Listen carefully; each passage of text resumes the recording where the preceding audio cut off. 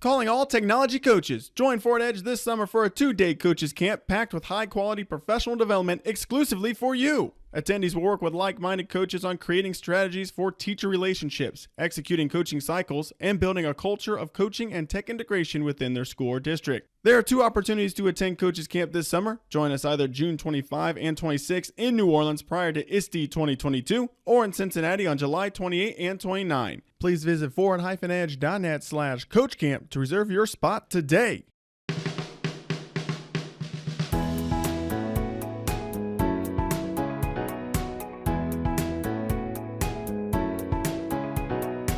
Aloha, I'm Katie Ritter. And I'm Justin Thomas, and this is the Restart Recharge podcast, a podcast by coaches for coaches. We bring the tips and tricks to help you in your everyday work as an instructional coach or whatever they call you in your school district. So hopefully you're going to leave this episode with us today feeling just a little bit less on your own coaching island. And we're going to go international today for our episode because as coaches, we work tirelessly to support our teachers and students in the classroom, but there are coaches all across the world that provide the support every day. Today, we're going to look at one coach's journey through multiple countries on multiple continents and learn how coaching is both the same and different throughout the world. And we have Amy Garrett as our guest today. Amy is an international educator, coach, and leader, a wife, mother, and artist. Originally from the Midwest in the United States, she has worked in international schools in Cairo, Mumbai, Shanghai, and Istanbul throughout her career and roles ranging from primary art, secondary design technology, and more. She is currently living in Hong Kong with her husband, also an international educator, and 7-year-old son serving as an instructional technology coach at Hong Kong International School. Amy loves living in Hong Kong, where her daily commute home is a refreshing hike through a mountain forest trail that has stunning views ending up at one of the many beaches near her home. She is passionate about her faith, her family, food, and furniture. Welcome in, Amy Garrett. Hi guys, thanks so much for having me. It's great to be here today. We are so glad to have you. And I am like listening to your bio. I am like, where am I going wrong in my life? Because I stayed stuck in the Midwest. Yep, same here. Midwest. The Midwest is a great place to be too. It really is. The grass is always green somewhere. Hey, but some of those mountain trails and the beaches, that's got to be nice. But overall, Amy, let's be honest, you've been all over the world in various different countries, various different languages and things like that. But how did you first decide to make that jump into working internationally? Can you also explain what an international school is on top of that as well, since you've worked in many of those? Yeah, so I grew up in Iowa, in small town Iowa, and as many people do, you grow up and graduate and return back to the same area quite commonly. So I'm kind of that odd duck that started in the Midwest and then fled really far away. But it's amazing how many international educators come from the Midwest, actually. There's a lot of us overseas. I think when I was growing up, my family moved around a bit, all within Iowa, but it was changes nonetheless, and it kind of sparked this desire to travel and this ability to adapt and change. And so I started traveling in university intentionally, mostly with like college missions and service trips and working throughout Guatemala in different schools and taking my art, teaching screen printing in Chile at universities to practice my Spanish, going for immersion programs. And at that point, it was just so fun to teach and to travel. When my university advisor asked me and recommended that I complete my student teaching abroad, I was like, wait, I can do that? It was like a whole nother world opened up, and I was so hooked. I was really excited. So I really went through that process as a student teacher, kind of doing my final practicum in an international school. And I went through the interview process at a fair and all of that to get my placement, and ended up in Cairo. Really, there's international schools all around the world, and some of them are for profit, some of them are not for profit, some are really large, some are really small. They have all different curriculums, and they initially started kind of as an exclusive way to serve expat communities in a location. So you might think of like Department of Defense schools, or schools for consulate families of diplomats who were placed abroad with their families. It was kind of a way to like soften the expat experience and just provide a home education that was familiar, especially in places where maybe the language is a really big barrier, or the local school system was just so different than where they would have gone to school in the U.S. And so that's kind of how they started, but they've grown in popularity, and there's been a huge boom in the last decade. I don't know the statistics, but it's just expanded so rapidly. Now international schools can be found pretty much in any international country, capital, large city. Even remote places are sometimes popular because of the lack of access. They serve generally really affluent communities. Generally, they're kind of expensive to attend. There's usually a high tuition fee, and they usually are pretty good examples of like an international community. So there's usually like a variety of nationalities or languages kind of that you'll find within the staff and the students. And we used to joke at my school in India that we were teaching the future body of the United Nations, because in my second grade classroom, I could have 18 students with 24 nationalities represented quite easily. And so it's just really an interesting, diverse kind of microcosm. It's interesting having worked in big schools and small schools. Every school is still different, but they all kind of have that thread of like an international global mindset. There's usually a pretty transient population as well. And so it comes with amazing benefits like living next to a beach and hiking through mountains on my commute home, but it's also extremely challenging, like navigating your life in another country, often in another language. Oh my gosh, I can't even imagine. It's super fun. I mean, you guys know me. I could talk forever about this. I just love it. But I think it's really an interesting kind of niche that's expanding and growing to serve people who are living outside their home country. Yeah. That is amazing. Okay, Amy, thank you for sharing that amazing story. First, kudos to you for being, are we when we're student teaching, like 21, 22, and deciding that you were brave enough to like pick up and go student teach in another country. That's amazing. Yes. And so we learned in your bio that you started out as an art teacher. That's correct? Was that your, okay. So you started out as an art teacher, and you have now transitioned over the course of many countries in different roles, and you're now serving as a tech coach. So talk to us a little bit about that journey and kind of the decision, like what landed you here today as a tech coach?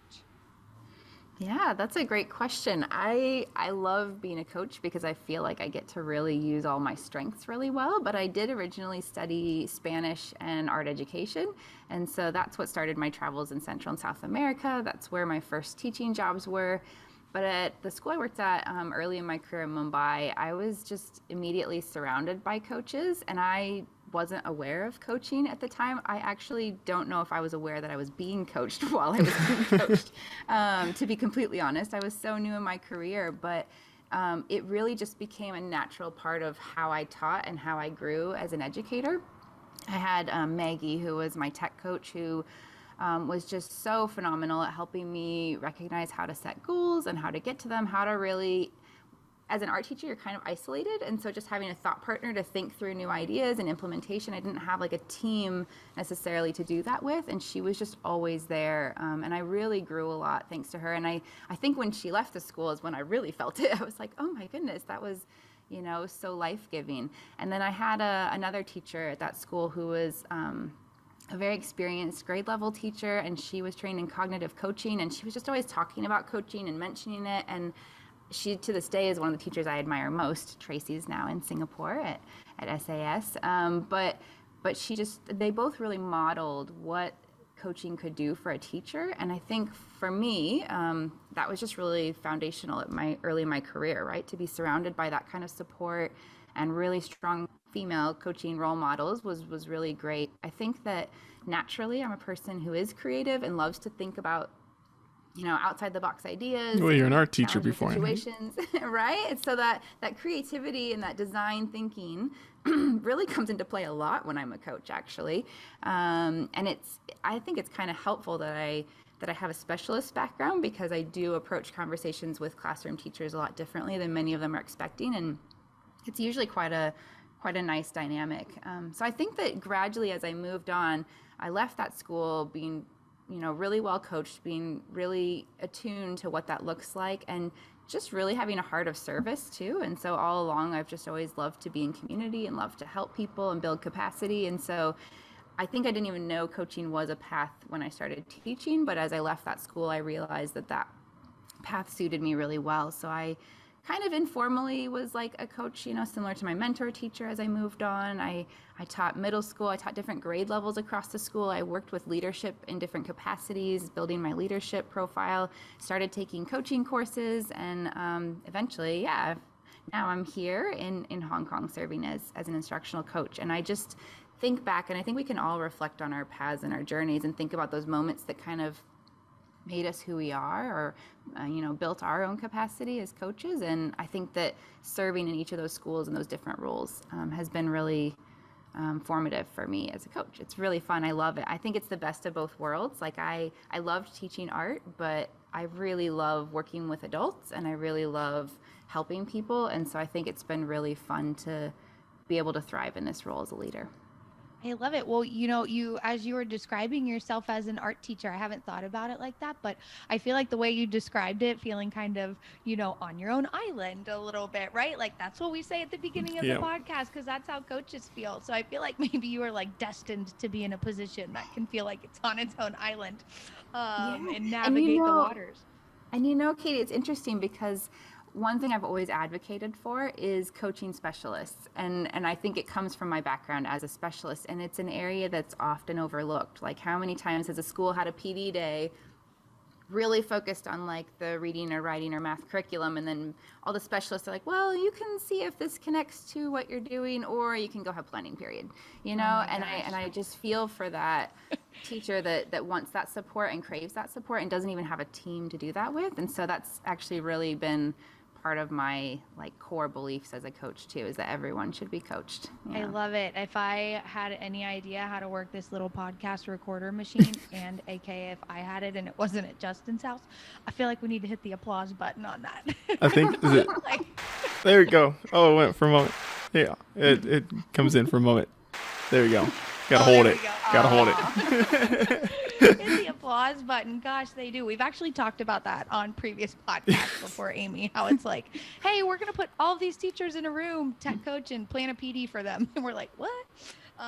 So yeah, I hear you. But one thing you said, I'd like to revisit for just a second. You said that because of your background as like a specialty teacher, you approach conversations differently with teachers than maybe you would have. Will you talk about that a little bit more and maybe give us an example? Like, what does that look like? What could another coach take away from your approach to conversations with teachers?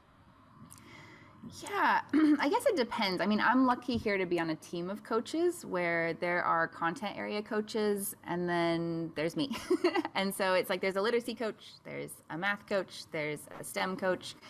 And so I think people go to coaches with content areas saying, oh, I'm working on my literacy unit and I have questions about these literacy standards or this literacy assessment, and I want to talk to a coach, and they'll go to the literacy coach. But I've really been kind of stretching people's thinking and being like, hey, let's work together on that literacy unit, because there's things that I may surface. There's questions that I may have because I don't have the same in-depth attachment to the content area. In some ways, it allows you to be more open-minded about the unit too, and you're not maybe as tunnel visioned in on it. And so the collaborations I've had with, for example, our literacy coach or other areas have been really, really exciting, because teachers start to think a little broader about their teaching and learning, and I feel like that's when the magic happens. Like when we think about inquiry and we think about units that cross, transdisciplinary skills, things like that, it's hard when you're really focused in on one specific area, but when you've got a broader view and a creative view at that, I think it really helps to think about new ways to do things. And I also think that I come up with questions that maybe sometimes I probably should know the answer to, but I'm just not in that cycle as often. And it's really refreshing. Teachers are often like, oh yeah, I hadn't thought of that in a while. That's a really good reminder of what this feels like for a student or what this looks like from the outside. And so, I don't know, for better or for worse, I think that it just helps teachers to explore possibilities they hadn't considered. I think you can get the work done with any coach, but I think what I really enjoy is when teachers are wrestling with a new idea, and sometimes they don't get to that new idea without really new perspectives being brought in. I love that. What a great way to think about approaching and talking with teachers. Well, stick around with us, everybody. We're going to have a very quick break from our sponsors, and then we will continue the conversation with Amy. Looking for a program that reaches all teachers in learning new tools to integrate in their lessons? Edu Badges is the answer. Edu is an anytime, anywhere badging program that is designed to take bite-sized tools for instruction and teach teachers how to use them. Edu has received the ISTE Seal of Alignment for educator standards, and each badge in our expanding library is aligned to the ISTE standards and the SAMR model. Learn more about the program that teachers call addicting at forward-edge.net/edubadges. Instructional coaches support teachers, students, administrators, and really everyone in the district. In fact, research shows that instructional coaching is one of the most impactful forms of professional development that results in improved teacher instruction and student achievement. But who is supporting the coach? Forward Edge provides multiple year-long mentorship options recommended by the Google for Education Certified Coach Program to help you gain the valued support you need as an instructional coach. Visit forward-edge.net to start giving PD to the ultimate PD providers. Welcome back. We are talking with Amy Garrett. She is in Hong Kong right now, an international coach. So we've gone international here on the Restart Recharge podcast. But as always, I'm Justin Thomas. We have Dr. Katie Ritter. And Amy, we want to talk a little bit about your experience in coaching educators and students that are from various backgrounds and nationalities. You kind of mentioned earlier that you were, kind of prepping the next United Nations. So what is it like to really work with those educators and also with the students that are from so many different backgrounds and so many different nationalities in these international schools? Yeah, that's a great question. I think it's one that is surprising for people the first time they go abroad. Like I remember just really being amazed when I arrived a student teaching in Cairo, and my middle school students were fluent in 4 languages, and I was like, oh my goodness. I think that there's kind of that initial surprise, but then there's just such appreciation. And now it's like totally a day in the typical life for me as an expat. And I think that our schools model the reality of a lot of our world is that more and more cities are becoming really international, and that, there's all kinds of race and ethnicity studies right now and bias and things like that. And like the exposure people to have to other cultures is actually growing rapidly. And so I don't think it's going to be that unusual in years to come. But I think for the most part, it's really just learning to appreciate and understand a lot of cultures. It's really hard to have considered how I could have, really understood how people live in another place until I've lived there at some level. And I studied Spanish, and I thought I studied it well. And once I got to Guatemala, I realized I couldn't speak it at all. And that's why I went to Chile to do a full immersion program.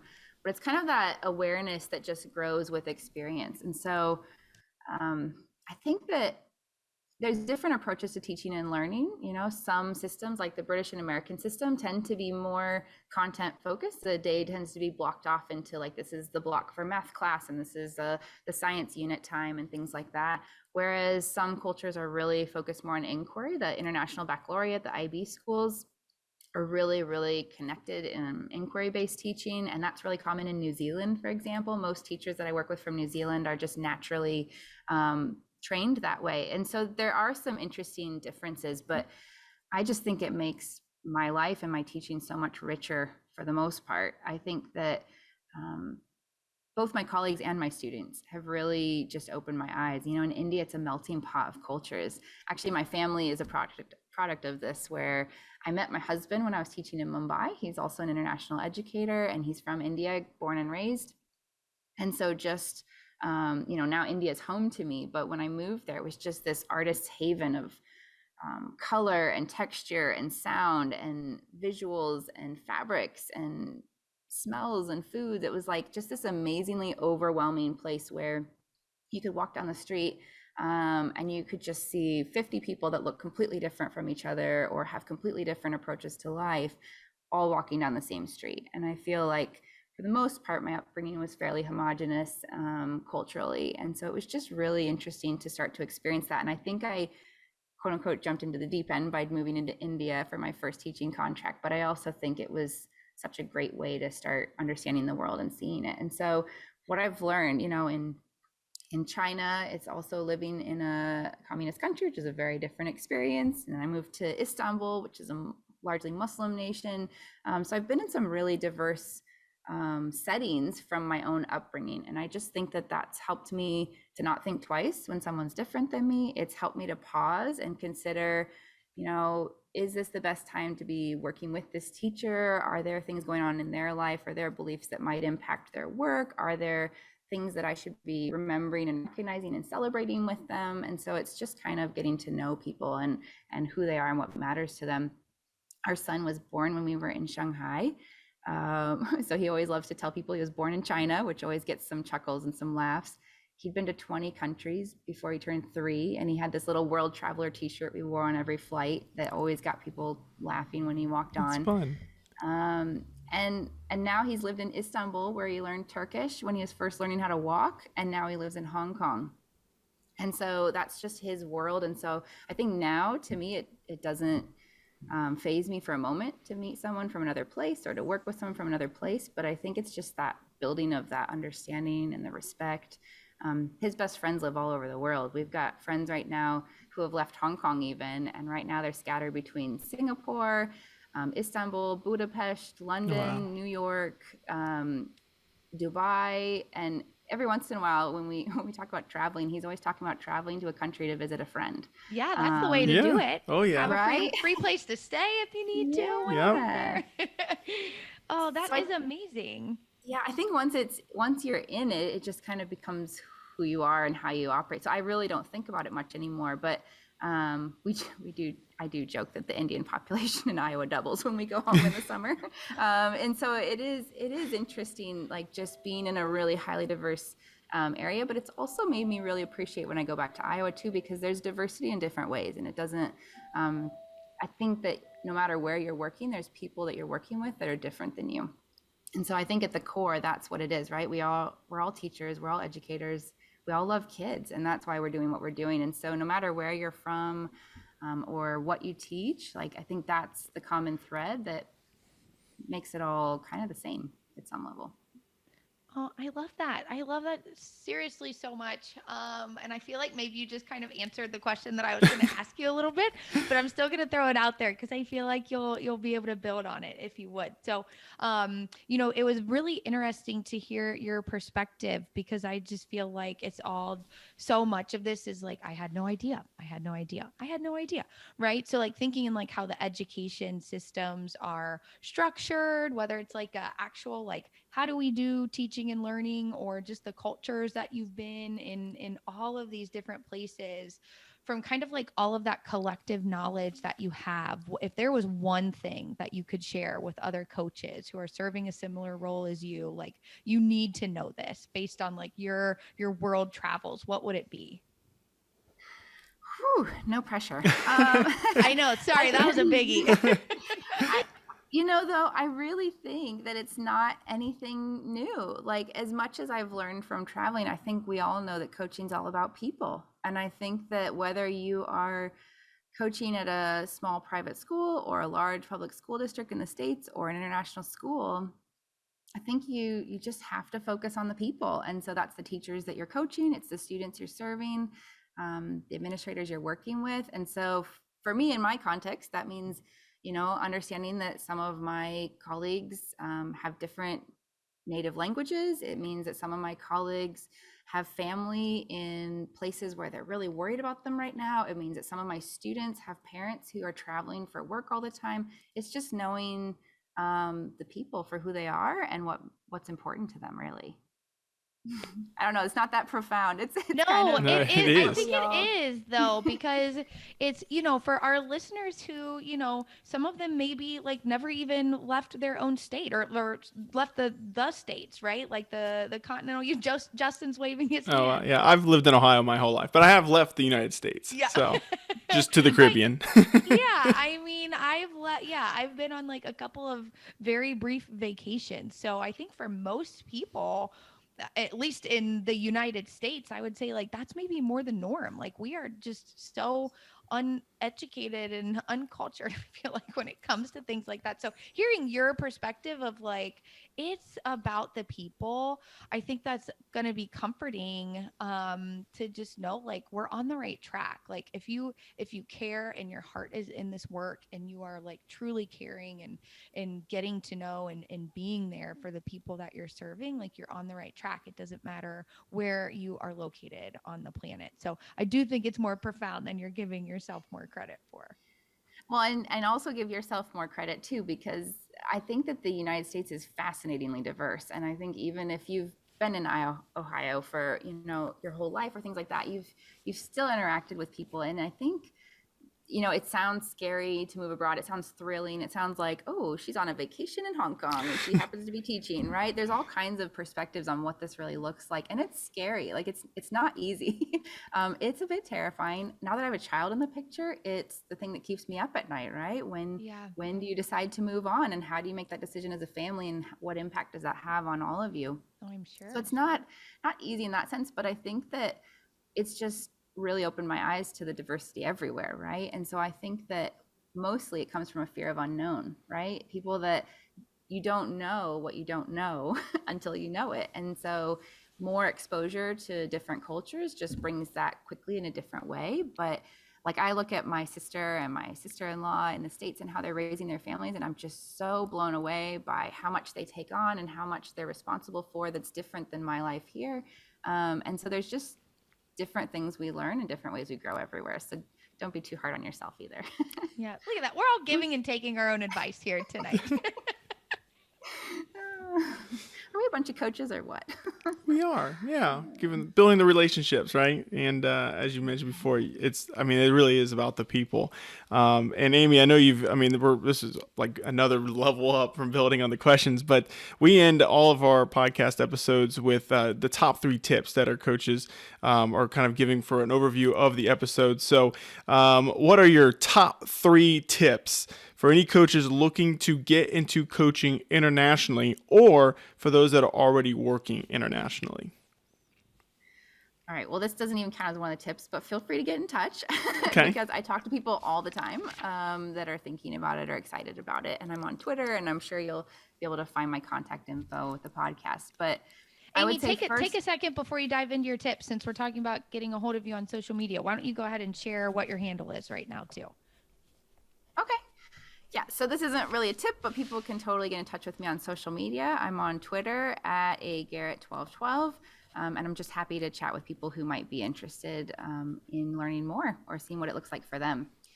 But if I was to come up with 3 top tips, the first thing I tell anyone, because I've talked to many people about this, is just to be flexible and open-minded. I think that when you start thinking about teaching abroad and you've never done it or you've never experienced it, you think, ooh, it'd be so fun to go teach in Paris for a year, or I'd love to go to London for a year. And, everybody focuses on Europe. It's more of a comfort zone. But the world is huge, and there's tons of international schools everywhere. To be honest, thanks to COVID, the market's really saturated with people leaving certain locations and seeking certain locations. And Europe's always been a really competitive market generally. But being open to places that you never have even heard of is the best advice I can give anyone. And my husband and I have interviewed at schools around the world. We've interviewed at one point in our search, in one of our moves, we had interviewed and we were finalists in Manila, Jakarta, and Dakar. And Dakar had never been on my radar. And I was like, where is Dakar? And I was like looking it up. It's this frantic research. It's a fantastic school community. They're on the beach as well. There's a great community there. And so I think it's just be open to being surprised and just be open-minded to things that come across your path. The second tip would be that it is the best teaching lifestyle ever, but it's not a holiday. And so I think that if you love traveling and you love teaching, there's really no question as to whether or not I'd recommend you give it a try. You get to explore a new country, you get to live in a new country, which is very different, as you'll learn, than being a tourist, in good ways and in hard ways. You get to travel every holiday. Like most of the schools I've worked in, you get to fall break, you get a week for a fall break because everybody gets on a plane and goes somewhere. Now, it's not been our reality because of COVID recently, but part of the reason we moved to Hong Kong is because we knew we could fly to Taiwan for the weekend. We could go to Singapore for a long weekend. We could go to Vietnam, Cambodia, Philippines, all quite easily for a week trip. And that's the norm. Like we also always used to joke that there should be a shuttle bus from school to the airport on the Friday of a break because everybody's off to travel. And that's really exciting and it's fun. It's tiring, it's kind of expensive, but your package is also really great. And so your salary is really great. You can accommodate that. I've always been provided housing, flights home every year to see my family. Insurance is covered. Usually my local taxes are paid too. And so it can be a cushy gig if you're at the right school too. I've had generous PD funds where they've flown me. They had to fly me from India to Australia to get my IB certification. And they apologized as if it was an inconvenience to me to be sending me to Australia for free. So it's really like there's some really incredible travel opportunities. So if you're someone who likes to find new places and see new places, you can still do what you love, and it's the best combination. And the last one, I guess this is probably when I should plug contacting me, but I would recommend you network. Just get connected to people. You can connect with me on Twitter. My handle is agarrett1212. That's actually how I got in touch with these guys here on this podcast with Katie and Justin and Megan, and it was through Twitter. And so just connecting with people, starting to learn more about other schools, asking questions, even just growing your professional learning network and learning how things are happening in other places, getting ideas, getting support. My Twitter PLN is just massive, and it's actually how I originally actually connected with some people to get where I am today in this role. And so you just never know where a contact might lead you. And so I recommend it to help you grow professionally, but you also just never know what doors may open based on who you're connected with. So probably just to be open-minded and flexible, to know it's the best lifestyle for teaching and traveling, but it's not a holiday, and to network and connect with other people, other educators and coaches around the world, just to start building ideas and building dreams of what could happen. I love it. Thank you for sharing those. Those were great tips. Those really are. And just for a fun plug here, what were some of your highlights? Like, what was the best part of living in some of these different places? You know, everyone always asks me, where was your favorite place you've lived? Because I've lived now Guatemala, Chile, Egypt, India, China, Turkey, back to Hong Kong. It's a lot. And it's some of the biggest places in civilization's history, right? Like when you think about just like really pivotal and influential places. I always say that they were always the best place for the season we were in. And I'm really thankful that I've loved them all. It doesn't always go well. Some people don't love their locations and they move on after a couple of years. That happens. But I would say some of my highlights, my son took some of his first steps of walking when he was just over 11 months on the Great Wall of China. Like my parents had come to visit, and we had traveled to Beijing, and we were visiting the Great Wall. And my first photo of him walking on his own is on the Great Wall. So that's like a pretty cool memory, right? That you probably. I feel like he's like maybe like a child prodigy or like the eighth wonder or something. It's like the wall was made for him his first steps. Yeah. And I would say another one was living in Turkey. So we actually, when we got married, we were living in India and we flew to Iowa for the summer, and we had flight issues and we had a layover unexpectedly in Istanbul. And it was so funny because we didn't have any laptops with us. We had like gone like off the grid. I don't even know how I don't remember traveling like that, but I remember winding up in Istanbul and we had not researched it at all. We didn't know anything. We didn't have any way to like Google what to do because our phones didn't work there. And we just literally set out foot walking one night, our 24-hour layover, and just fell in love with the city. And we left the next morning. We were like, we have to come back. So when the job opportunity came up in Istanbul, we were like, we are there right now. And what I didn't expect was how much I would love the whole country. Like Istanbul is incredible and there's history and it's beautiful. The people are wonderful.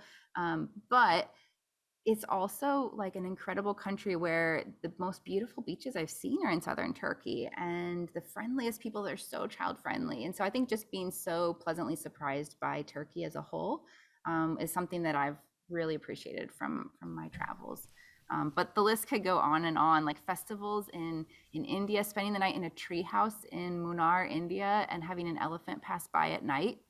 Like those kind of things are just dotted. Like all the international teachers you'll talk to will have stories, dotted with memories that are very similar. And it's just a really, really fun way to live life. Yeah.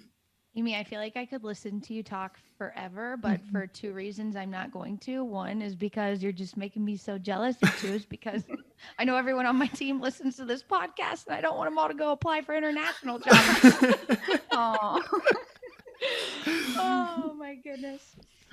Well, Amy, I will say your son is going to have, whether it's, the World Cup for soccer or rugby or cricket or anything. He's going to have multiple countries he can cheer for as his like home nation, right? So that's always a cool aspect too. But Amy, this has been, I mean, a fascinating conversation just with where you've been able to go across the world and apply what you love to do in different kind of settings and really build those connections with everyone. Is there any final thing that you kind of want to mention on anything? Or, I mean, you've covered so much already in this podcast that, I'm sure there's more, absolutely, but any kind of final tips or just thoughts that are on your mind on it? I've just been reflecting a lot on how fun it was to share all this. So thanks for having me on the podcast. Thank but you for joining it us. has also changed a lot with COVID. And I think it wouldn't be fair to say that this has been my life for the last 2 years. We haven't traveled out of Hong Kong since we moved here in July 2019, which prior to that, my husband and I had been on a plane every month, our whole marriage, to another country usually. And so I think that COVID has changed a lot of things for a lot of people, changed priorities, changed habits. It's harder to travel, but I also think it's providing more consulting opportunities for PD, a lot more virtual coaching opportunities and things like that too. So while I do totally love this lifestyle, there are still like insane challenges. We did book flights home. We're going home to Iowa in 2 weeks. I will be in America in 2 weeks. Just so excited for that because it's been 4 years since we've been there. And so there's glamorous, amazing parts of it, but there's also really big, heartbreaking challenges with it too at times. And so I just think that as long as you find what you love and you find where you can do it, I think that you're going to rock it as a coach. And so I'm so grateful for the coaching community. I'm grateful to be connected to you guys, and I look forward to keeping in touch after this too. Absolutely. Thanks again for connecting out with us and joining us here on this episode for the podcast. Once again, thanks again, Amy. Yes, Amy, thank you so much. And enjoy your time back home too. Enjoy all of the time with friends and family. Thank you so much for joining us. Thanks, guys. Take care. Well, we'll be taking a little bit of a break ourselves from the publishing new episodes in July. We're going to give our team a little bit of a break, especially because we have ISTE and the coaches camps that are all coming up. So we will be taking a break in July, but then we will be back with new episodes coming up on August 16th. So make sure to look out for us there. But in the meantime, you can always check us out on social media. Yes, and be sure to subscribe to Restart Recharge wherever you listen to podcasts, and then follow us on that social media that Justin's talking about. And don't forget to follow our guest today too, as well. So once you're finished listening here, hit the pause, head over to social media. You can follow us on Twitter, Instagram, Facebook, and do we call it the TikTok or just TikTok? We have Megan who helps us run the TikTok on this podcast. She's silently muted, shaking her head in disgrace at me right now. I say we try and coin it like the Ohio State University. Yeah, the TikTok at RR Coach Cast. And make sure that you are reaching out to us, and after you subscribed, let us know what topics that you want to hear. If there's anything that is pressing on your mind, I mean, we are ecstatic when people reach out and want to connect with us and talk with us. So be sure that if there's something on your mind, reach out to us, and it may be featured in an upcoming podcast. Yeah, and with that, press the restart button. Recharge your coaching batteries and leave feeling equipped and inspired to coach fearlessly with the Restart Recharge podcast. A Tech Coach Collective. Started messaging with you, Amy. I took like a screenshot of your profile and sent it to Justin. I was like, we need to get her on the podcast. Okay, so but it is recording. It is. I just pushed record. If I didn't ask, are we recording? Oh, I was like, I'm actually going to have to push the record button.